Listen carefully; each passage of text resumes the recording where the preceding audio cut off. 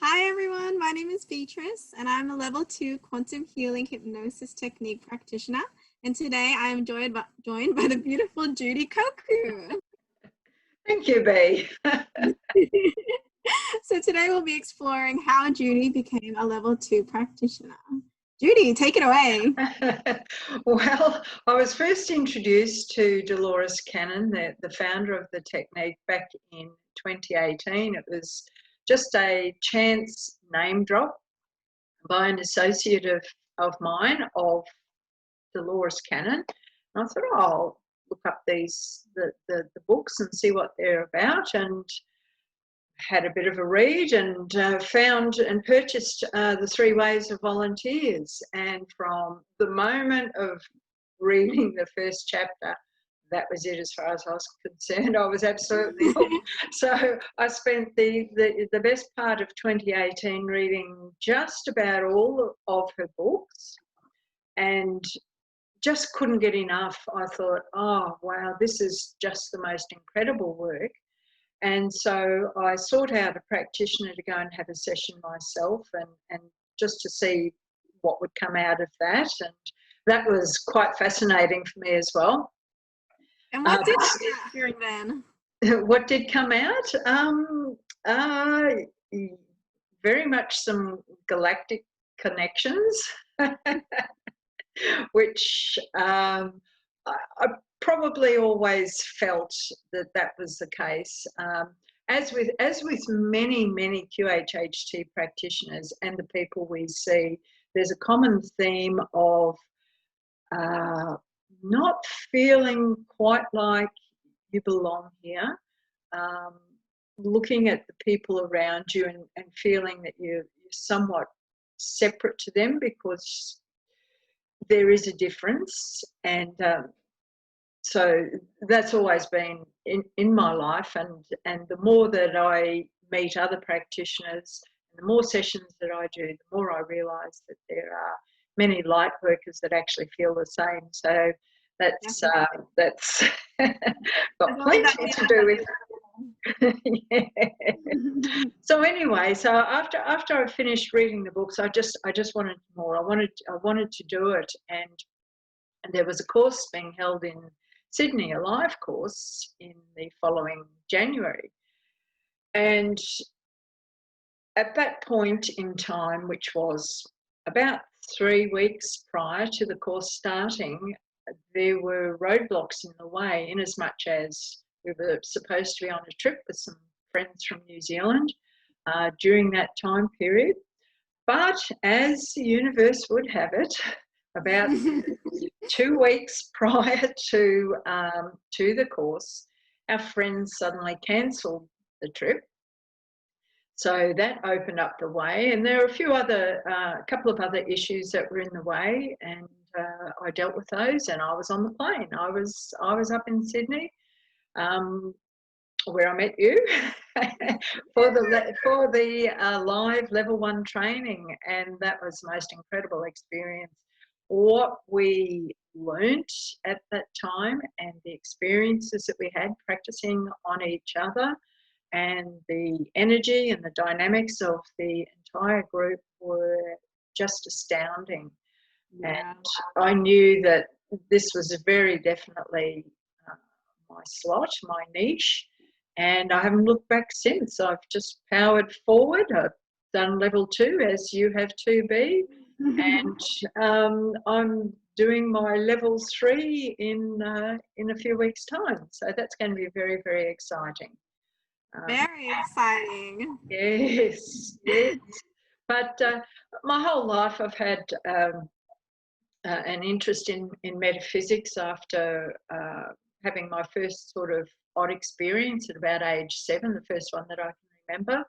I was always a little bit odd at school, particularly high school, having turned vegetarian and very much into alternate medicine. And back in those days, it's all a bit of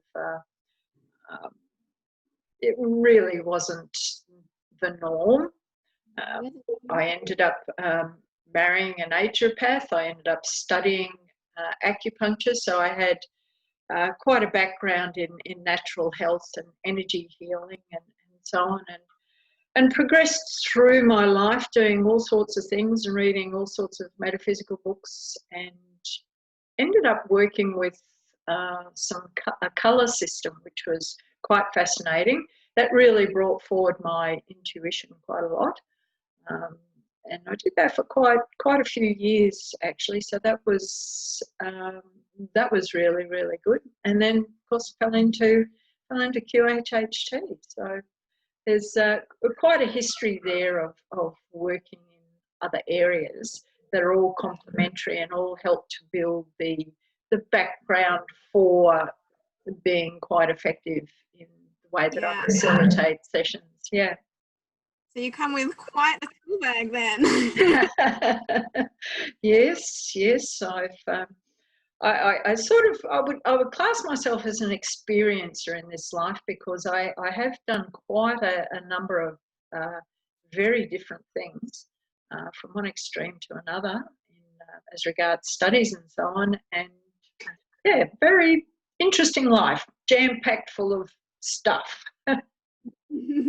Excellent. So then you have so much to bring to the table as well in each of your sessions. Well, yes, but bearing in mind that the session is always about the person, the client that you're dealing with. We only, they contribute 90% to a session. We only contribute 10, but it certainly does help to have quite a rounded experience within life. It just helps a little bit in the way that you ask questions and can appreciate certain situations. Yeah. I think that's actually people, because you've had that experience and so many different things. Well, it's all been fun. I love learning and just learning new things. Not so much technical sort of things. I sort of like to be quite creative and have been quite creative in many things that I've done in life. But yeah, it's all just experience. That's what we're here for. Life is a school. I've taken many subjects. And you have many things to offer as well. Well, the main thing is the time and the space to be with people. That's the main thing. I never rush anybody through a session. It takes as long as it takes, and sometimes that can be quite a long time. But yeah, I mean, people appreciate having the time to speak with somebody. There's no clock watching or whatever. A session takes as long as it takes, and the person gets exactly what they need from it. Yeah. Exactly. Excellent. And what is your favourite thing about doing sessions? My favourite thing about doing sessions? Oh, I think it's just it's the feeling of joining in with the client and the elevation that we both receive. I never find a session draining in any way. It's always very uplifting, as it is for the client. They always feel so much lighter after a session. So that would be one of the things. But the other really fascinating thing is we never know where we're going to go. And sometimes the information that comes out of a session is astounding, and that is just wonderful, because it broadens your whole mental concepts about many things. It really, really stretches your mind at times. Really have a different perspective on life and just absolutely. I mean, just the information is just amazing, and so I really, really love that too. Awesome. Yeah. Thank you so much, Judy, for sharing your beautiful story with us. And where can we find you? Well, thank you, Bea. I'm in Victoria in Australia, and country Victoria, East Victoria, and the town that I'm nearest to is a place called Bairnsdale. But the details will be down below. Contact details will be down below this video in the comment section. No, not in the comment section, in the description. Thanks so much, Judy. Oh, thank you, Bea, for giving me the opportunity to have a nice interview. Thank you.